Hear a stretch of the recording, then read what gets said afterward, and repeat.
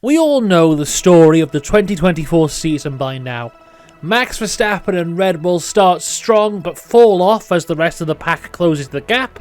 Lando Norris emerges as the main rival to Verstappen's title, but in the end he can't cut down the gap and Verstappen wins the title with 2 races to go. But what if the season happened in reverse order? How does the story of the season change? Which drivers emerge as early title contenders and who is the underdog? Now of course in the end the championship will be the same as it always was. But doing it this way allows us to see what strange twists and turns the championship took without us knowing. Shout out to both Chamber and Peter Brook, who have both done this type of video before on different seasons. This is a bit awkward, but I've been trying to get a lot of videos done in December so that I have January free to work on a big project that's coming to the channel soon. And actually, as I'm editing this video, Peter Brook has released this exact video, which is a bit awkward. So I either make this and look like I just copied his exact video, which, you know, I copied his idea, but I think he copied it from Chamber, so who knows who copied who. Or I throw away all the work I did, the spreadsheet, the recording, the editing, everything, which I don't want to do. So here's the video. Please go and show Peter Brook some love if you haven't already. I'm sure if you're watching my stuff, you probably already watched his stuff. So I'll leave a link in the description. Go watch his as well. Please don't hate me. On with the video. We start the year with the season opener in Abu Dhabi. Liam Lawson has replaced Daniel Ricciardo in the newly named RB team, and Jack Doohan has replaced Esteban Ocon in Alpine. Also, Franco Colapinto replaces Logan Sargent in the Williams. Lando Norris takes his first ever win and leads the championship. Meanwhile, a second and third place finish for Ferrari means that they take the lead of the Constructors' Championship, whilst world champion Max Verstappen has to settle for 6th and gets 8 points, and Sergio Perez DNF'd, meaning Red Bull, the Constructors' Champions, start the season in 4th. We have our first sprint race weekend in Qatar, and Alpine have already replaced Jack Doohan with the guy who he replaced, Esteban Ocon. Oscar Piastri wins the sprint race as championship leader Lando Norris allows him to pass on the finish line for some reason.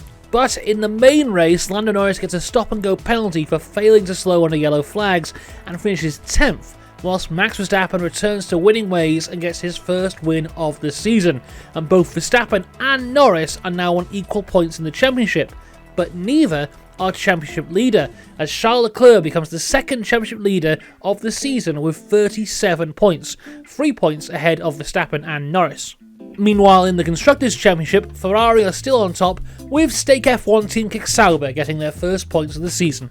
We go to Vegas now, and George Russell takes the win and becomes the third different championship leader in 3 different races, now leading the championship from Leclerc by 4 points, while Sainz jumps up to 3rd and Verstappen is pushed down to 4th and Norris in 5th. Lewis Hamilton gets his first podium of the year and jumps up to 6th for the championship, and Yuki Tsunoda and Sergio Perez both get their first points of the year, with Tsunoda getting 2 and Perez getting 1. Ferrari is still top of the championship, but Mercedes are now 2nd, and Williams are the only team yet to score a point. Now we head to Brazil for another sprint race, and Ollie Behrman makes his F1 debut, filling in for the sick Kevin Magnussen, and Oscar Piastri repays the favour from Qatar and moves aside for Lando Norris to win the sprint. But for the main race, Max Verstappen becomes the first repeat race winner of the year and becomes the 4th different driver to lead the championship in 4 different races, leading the championship by 7 points from George Russell. And we get the first points finish of the year for Liam Lawson, who scored 2 points, and also for Esteban Ocon, who finished an incredible 2nd. The top of the Constructors' Championship stays the same, whilst RB leapfrog Aston and Sauber. Carlos Sainz wins in Mexico, but for the first time this year, the championship leader remains the same, as Verstappen leads from Leclerc, but only 8 points separates the top 5, whilst Hamilton is struggling in 6th and is 37 points behind. Piastri is 7th, 38 points behind, and Perez is currently being beaten by Zhou and is 81 points behind his teammate. Leclerc gets his first win of the season in Austin and takes the championship lead by 5 points from Verstappen, while Sainz moves up to 3rd. Colapinto gets his first point, and Perez jumps from 15th to 12th. McLaren jump Mercedes Mercedes in the Constructors' Championship as Ferrari stretch their lead to 61 points and Williams get their first points of the year. In Singapore now, and Liam Lawson has been dropped despite scoring points in the last round, and Daniel Ricciardo has returned. Norris wins, but Verstappen retakes the championship lead as 4 points now separate our top 3. Aston get back in front of RB, and McLaren cuts Ferrari's lead to 37 points. Oscar Piastri takes his first win in Baku, but remains 6th in the championship. Leclerc finishes 2nd and retakes the championship lead from Verstappen. Sainz gets his first DNF of the year and falls to 5th in the championship, 33 points behind Leclerc. Albon gets his first points finish of the year and is now 1 point behind his teammate Franco Colapinto. Ollie Bearman fills in for Kevin Magnussen, who is suspended due to penalty points that he hasn't got yet, but the FIA think that he will definitely get at some point, and Bearman gets 1 point in the race. In the Constructors' Championship, Sainz's DNF is costly as Ferrari's lead is now cut down to just 17 points. It's another win for Leclerc in Monza, who emerges as the championship favourite at this point, now 15 points ahead of Lando Norris, who has passed Max Verstappen, who is now 22 points behind Leclerc. Meanwhile, further down the championship order, Perez has passed Magnussen for 12th, and is now on 13 points, at 151 points off the championship lead. In the Constructors, Williams pass RB, thanks to another points finish from Alex Albon. As we go to the Netherlands, Logan Sargent returns for some reason, replacing Franco Colapinto.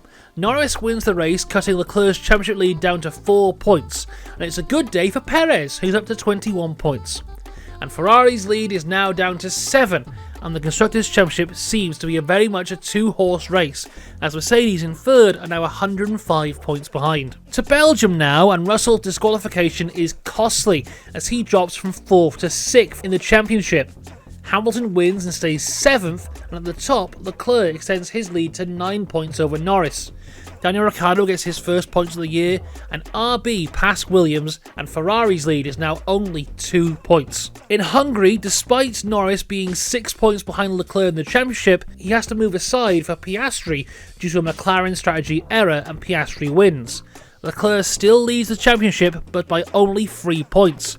Verstappen now trails by 24 points. Lance Stroll gets his first points finish of the year, and is 24 points behind Alonso. McLaren take the championship lead by 21 points from Ferrari. Hamilton wins in Silverstone and passes Russell in the championship, who has a second non-point scoring weekend of the year. Leclerc also has his first non-point scoring weekend of the year and loses the championship lead to Lando Norris, who now leads by 12. It's back-to-back point finishes for Stroll, who climbs to 16th, and McLaren's championship lead is now 37 points. Leclerc has a disastrous weekend during the sprint race weekend in Austria and only scores 2 points and falls to 3rd in the championship, as Max Verstappen jumps to 2nd and is now 6 points behind Norris after Norris had to retire the car after their collision. Russell goes back in front of Hamilton after winning the race, and Perez is up to 8th with 41 points. McLaren extend their lead to 47 points. Max Verstappen wins in Spain and is now on equal points with Lando Norris, despite being 24 points behind only 3 races ago, although Lando Norris leads the championship on countback. Leclerc now falls to 25 points behind, and McLaren extend their lead to 54 points. Another win for Verstappen gives him the championship lead by 7 points from Norris in Canada, and a disastrous weekend for Leclerc pushes him down to 4th, as Piastri is 3rd, and Leclerc now trails Verstappen by 50 points. A DNF for Sainz cost him 5th as Russell passes him, and the double DNF for Ferrari means that McLaren can massively extend their lead to 82 points. Leclerc wins in Monaco in an attempt to reignite his championship challenge, as he passes Piastri to go back up to 3rd. Norris puts a dent in Verstappen's lead, which is now down to 3 points, and the McLaren championship lead is now 72 points. Verstappen wins in Imola and extends his lead to 10 points. Stroll scores 2 points and moves up to 14th, and Aston pass Haas to get 6th in the Constructors. and McLaren's lead is now 77 points. Norris wins in Miami, but across the sprint race weekend, Verstappen scores one more point than him, so Verstappen's lead is extended to 11 points. Sainz moves back into the top 5, passing Russell, and Ricciardo passes Albon for 16th. Ferrari put a small dent into McLaren's lead as Red Bull start to pull in Mercedes for 3rd. Verstappen wins in China and extends his lead to 23 points. Sergio Perez gets a shock first podium of the year at the 19th race of the season. Alonso moves to 9th, passing Gasly. Red Bull pass Mercedes for 3rd in the Constructors, and McLaren's lead is slightly dented again, being cut down to 65 points. Another win for Verstappen in Japan, who moves to 39 points ahead of Norris, and Perez got another podium. Aston pass Alpine for 5th, and McLaren's lead falls again, now down to 52 points. Verstappen DNFs in Australia and gets his first pointless weekend. Sainz wins and Norris cuts Verstappen's championship lead to 24 points. A 1-2 for Ferrari cuts McLaren's championship lead to 35 points. Going into Saudi Arabia and during Carlos Sainz's celebration, he somehow grew an appendix. And due to this medical marvel, he is now not competing this weekend and is replaced by Ollie Behrman, who's already had 2 outings in the Haas this year. Max Verstappen wins and secures his 4th World Championship as Lando Norris finishes in 8th, and the gap becomes 45 points. Sergio Perez gets another podium, and Ollie Behrman scores 6 points and moves to 18th in the championship. McLaren's lead is cut again to 29 points, as they head to the final race in Bahrain. Verstappen takes one final victory and extends his lead to 63 points in the final race. Sergio Perez scores yet another podium. Red Bull backing him has really paid off, and his form has truly come good at the end of the season to head into next year. Ferrari dents the McLaren championship lead again, but not enough, as McLaren secure the championship by 14 points. So there we go. That was the 2024 F1 season in reverse. A season where we saw 4 different championship leaders in the first 4 races, some very strange driver swaps, and most importantly, Sergio Perez.